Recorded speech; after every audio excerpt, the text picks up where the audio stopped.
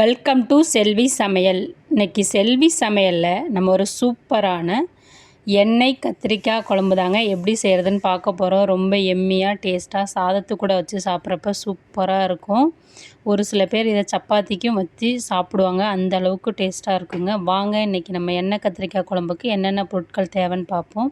நான் இன்றைக்கி 1/2 கிலோ அளவுள்ள கத்திரிக்காய் எடுத்துருக்கேங்க. நீங்கள் உங்களுக்கு எந்த கத்திரிக்காய், குண்டு குண்டு கத்திரிக்காய் கிடச்சாலும் எடுத்துக்கலாம், நீல வாக்கில் கத்திரிக்காய் கிடச்சாலும் எடுத்துக்கலாங்க.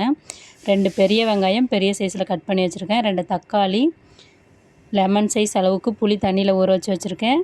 இஞ்சி ஒரு 1/2 இஞ்சிங்க. 2 டீஸ்பூன் பூண்டு கட் பண்ணி வச்சுருக்கேன். 5 பெரிய வெங்காயத்துலேயே சின்ன வெங்காயமாக இருக்கணும், அதை எடுத்துருக்கேங்க. 2 ஸ்பூன் குழம்பு மிளகாய்த்தூள், 1 ஸ்பூன் மிளகாய்த்தூள், 2 ஸ்பூன் மல்லித்தூள், 1/2 ஸ்பூன் மிளகு, 1/2 ஸ்பூன் ஜீரகம், 1/2 ஸ்பூன் வெந்தயம், 1 ஸ்பூன் கடுகு, மஞ்சள் தூள் சிறிதளவு, உப்பு சுவைக்கேற்ப, கருவேப்பிலை 2 கொத்து, எண்ணெய் தேவையான அளவு, பெருங்காயத்தூள் 1/2 டீஸ்பூன். வாங்க இப்போ நம்ம முதல்ல கத்திரிக்காய் எண்ணெய் குழம்புக்கு கத்திரிக்காயை கட் பண்ணிக்கலாம். அதோட காம்பு நீளமாக இருக்கும் பார்த்திங்களா, அதில் நுனியில் கொஞ்சம் காம்பை மட்டும் கட் பண்ணிவிட்டு அதோட பின்பக்கமாக எடுத்து இந்த மாதிரி ப்ளஸ் குறி மாதிரி இன்ட்டு குறி மாதிரி கட் பண்ணிக்கிங்க. நான் எடுத்துருக்க கத்திரிக்காய் கொஞ்சம் நீல வாக்கில் இருக்கிறதுனால நான் கொஞ்சம் பெருசாக நீளமாக கட் பண்ணுறேன். நீங்கள் குண்டு குண்டு கத்திரிக்காய் எடுத்திங்கன்னா கொஞ்சமாக கட் பண்ணால் போதுங்க. கட் பண்ணிவிட்டு உள்ளே எதுவும் பூச்சி ஏதாவது இருக்கா என்னான்னு பார்த்துட்டு உடனே தண்ணியில் போடுங்க. அப்போ தான் அதோடய நிறம் மாறாமல் இருக்கும். நான் செக் பண்ணிட்டேங்க, பூச்சி எதுவும் இல்லை. தண்ணியில் போட்டாச்சு. இப்போ வாங்க நம்ம இந்த கத்திரிக்காயை எண்ணெயில் பொரித்து எடுத்துக்கலாம். அடுப்பு ஆன் பண்ணிவிட்டு வானல் வச்சுக்கிறேங்க. வானலில் 4லேருந்து 5 ஸ்பூன் எண்ணெய் ஊற்றி எண்ணெயை நல்லா சூடு பண்ணியிருக்கேங்க. சூடு பண்ண பிறகு நம்ம இப்போ கத்திரிக்காயை எண்ணெய் கத்திரிக்காய் குழம்புக்கு பொரித்து எடுத்துக்கலாங்க. நீங்கள் தண்ணியில் போட்டு போகிறதுனால அதில் வெடிக்குங்க, தண்ணி எண்ணெயில் பட்டுதுன்னா. அதனால் கொஞ்சம் கேர்ஃபுல்லாக போடுங்க. இதே மாதிரி நான் இப்போ எல்லா கத்திரிக்காயும் ஆட் பண்ணிட்டேங்க. ஆட் பண்ணிவிட்டு நல்லா மிக்ஸ் பண்ணுங்கள். மிக்ஸ் பண்ணிங்கன்னா ஒரு 4 நிமிஷம் மிதமான தீயில் வச்சு வதக்குங்க. மூடி போட்டுக்குங்க, தெரிக்குது தண்ணி இருக்கிறதுனால. அதனால் நான் மூடி போட்டு திரும்ப ஓப்பன் பண்ணுற பாருங்கள். ஒரு 2 நிமிஷத்தில் நல்லா வதங்கி வந்திருக்குங்க. நல்லா மிக்ஸ் பண்ணி விடுங்க. பாருங்கள், இப்போ கலர் நல்லா சேஞ்ச் ஆகி வந்துருச்சு. நமக்கு தேவையான அளவு கத்திரிக்காய் ஒரு 50% நல்லா குக் ஆகி வந்துருச்சுங்க எண்ணெயில். இப்போ இதை நம்ம ஒரு பிளேட்டுக்கு ட்ரான்ஸ்ஃபர் பண்ணி எடுத்துக்கலாங்க.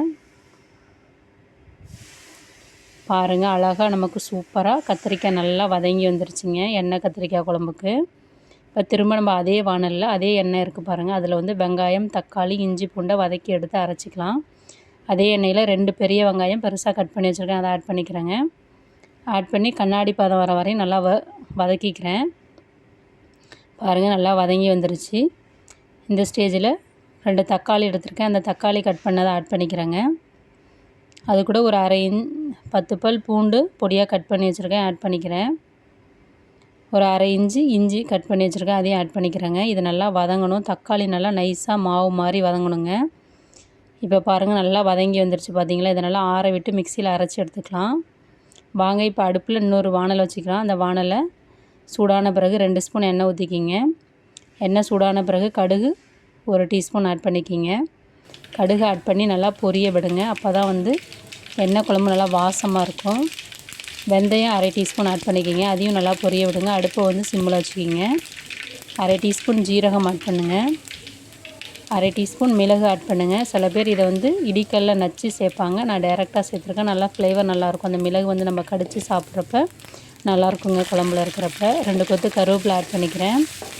ஆட் பண்ணி நல்லா வதக்குங்க. இப்போ நம்ம 5 பெரிய வெங்காயத்துலேயே சின்ன வெங்காயமாக இருக்கிற 5 வெங்காயத்தை நான் 2 4ஆக கட் பண்ணி வச்சுருக்கேங்க. உங்கள்ட்ட சின்ன வெங்காயம் இருந்தாலும் நீங்கள் ஆட் பண்ணிக்கலாம். இப்போ இந்த வெங்காயம் நல்லா வதங்கிடுச்சிங்க. வதங்கினதுக்கப்புறம் நம்ம வெங்காயம், தக்காளி, இஞ்சி பூண்டு வதக்கி வச்சுருக்க பேஸ்ட்டை ஆட் பண்ணிக்கலாங்க. இந்த பேஸ்ட் ரொம்ப நைஸாக இருக்கணும்னு தேவையில்லை, கொஞ்சம் குறப்பாக இருந்தால் நல்லாயிருக்கும். இப்போ பாருங்கள், நல்லா கொதித்து வந்துருச்சு. நம்ம ஏற்கனவே வதக்கி தான் அரைச்சிருக்கோம், அதனால் அதிக நேரம் கொதிக்க விட தேவையில்லை. கொதி வந்ததுக்கப்புறமா நல்லா மிக்ஸ் பண்ணுங்கள். மிக்ஸ் பண்ணிவிட்டு இப்போ நம்ம எண்ணெய் கத்திரிக்காய் குழம்புக்கு தேவையான அளவு மசாலாவை ஆட் பண்ணிக்கலாங்க. மஞ்சள்தூள் 1/2 டீஸ்பூன் ஆட் பண்ணிக்கிங்க. அடுப்பை சிம்மில் வச்சுக்கிங்க. 1 ஸ்பூன் மிளகாய்த்தூள், 2 ஸ்பூன் கொத்தமல்லி தூள், 2 ஸ்பூன் குழம்பு மிளகாய்த்தூள், ஆட் பண்ணுங்கள். ஆட் பண்ணிவிட்டு நல்லா மிக்ஸ் பண்ணுங்கள். இப்போ நம்ம மசாலாலாம் மிக்ஸ் பண்ணோன்னா அதோட கலர் நல்லா சூப்பராக வரும் பாருங்கள்.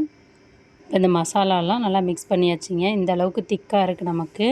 இப்போ நான் ஒரு பெரிய லெமன் சைஸ் புளியை வந்து தண்ணியில் ஊற வச்சுருக்கேங்க. ஒரு 400 to 500 ml தண்ணி ஆட் பண்ணிக்கிறேங்க. அந்த சக்கையை ரிமூவ் பண்ணிடுறேன். புளியில் இருக்கிற சக்கையை எடுத்துடணும், சக்கையோட போடக்கூடாது.